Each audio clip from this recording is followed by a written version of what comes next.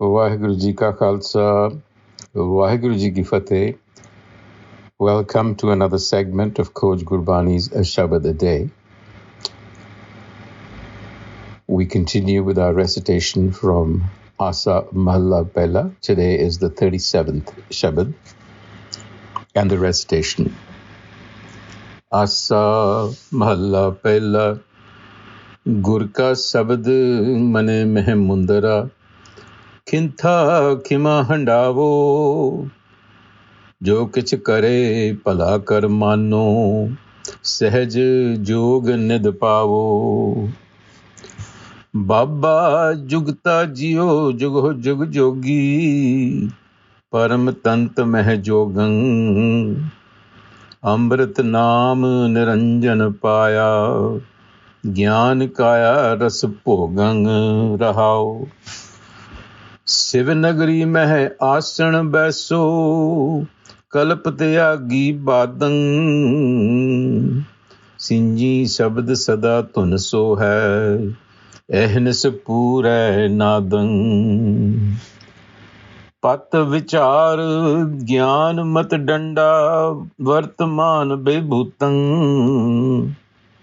कर कीरत रह रास है हमारी गुरमुख पंथ अतीतं पत विचार ज्ञान मति डंडा वर्तमान विभूतं हर कीरत रह रास हमारी गुरमुख पंथ अतीतं. Guruji is addressing the yogis as he often has, and he was clearly very much in touch with the Nath yogis who were very influential in his day. And this is part of his dialogue with them over time. And so Guruji is addressing the yogi and stressing the need for inner qualities rather than external ritual or external practices, to go hand in hand with whatever practice you might have. He says, Gur ka Sabad Manai Mah Mundra Khintha Khima Handavo Jo Kich Kare Pala Kar Mano Sahaj Jog Nidh Pavo.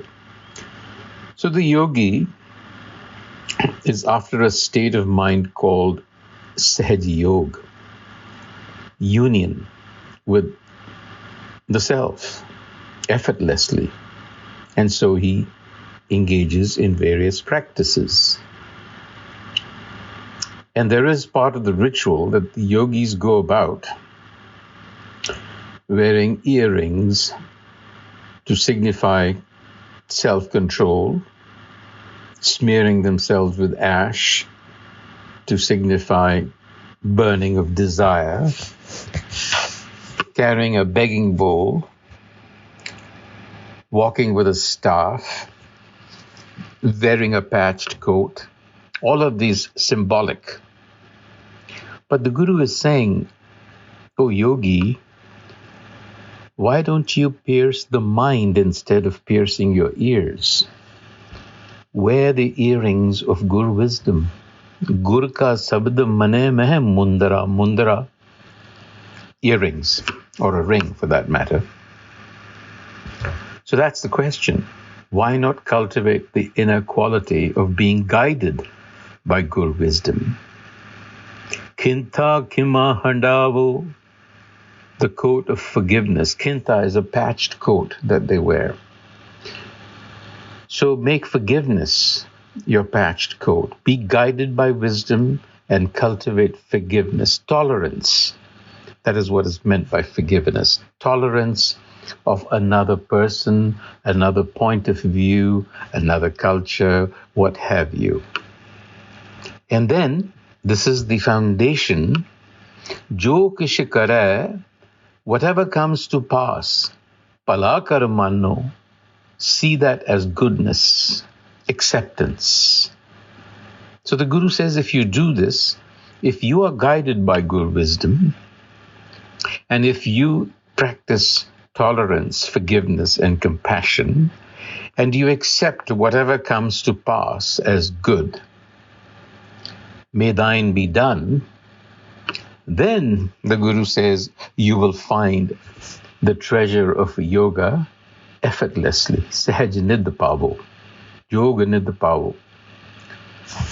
Because it'll become second nature to you. You see, tolerance, being guided by good wisdom in everything you do, and acceptance. These become habits of the mind.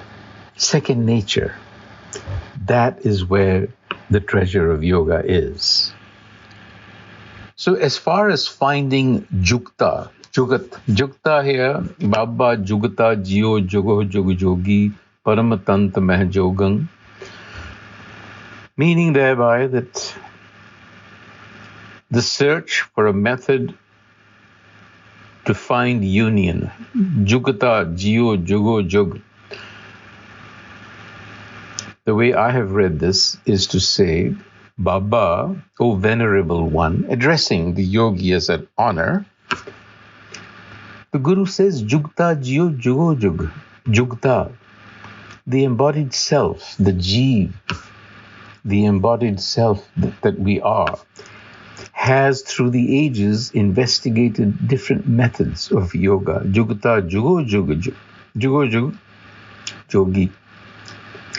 But he says, Paramatant Mah Jogang, the supreme yoga of all forms of yoga, Paramatant Mah Jogang, the supreme yoga is Paramatant. Tant is to resonate in harmony. Tant is a string, is to be in resonance with the self. That is the supreme yoga. And how does one achieve this yoga? How does one experience this yoga? There is only one method, the Guru says, and that is Amrit Naam Niranjan Paya. Amrit Naam, the elixir of Naam. Naam is self-knowledge that the Guru imparts upon you.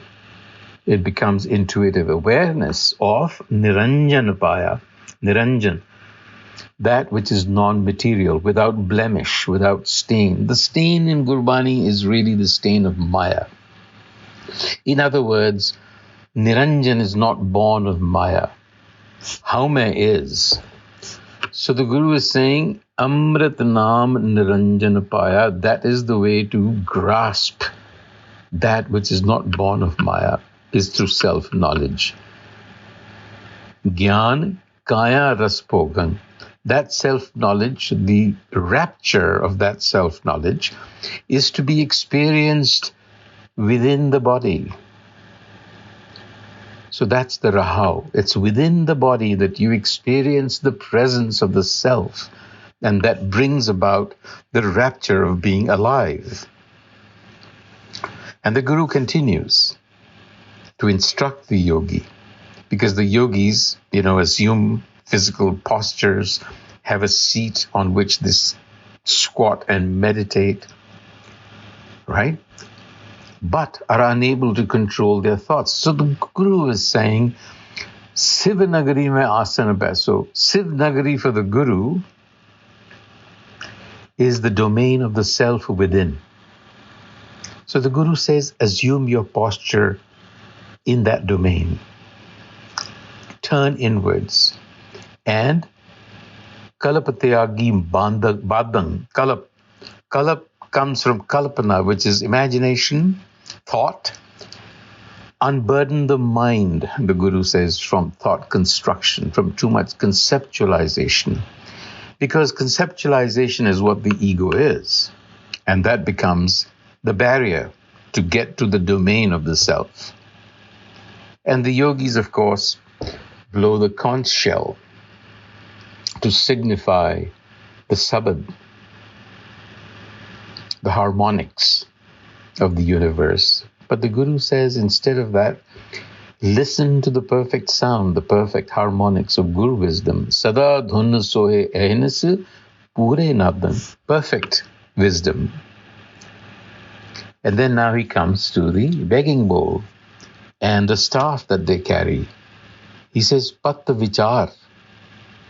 Make reflection on the divine word your begging bowl.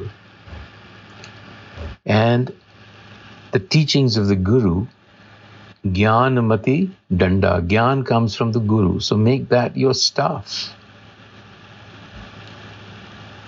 And being content and acceptance, Vartaman Vibhutang, make that the ash that you smear on your body. In other words, live in the now, accept the way things are.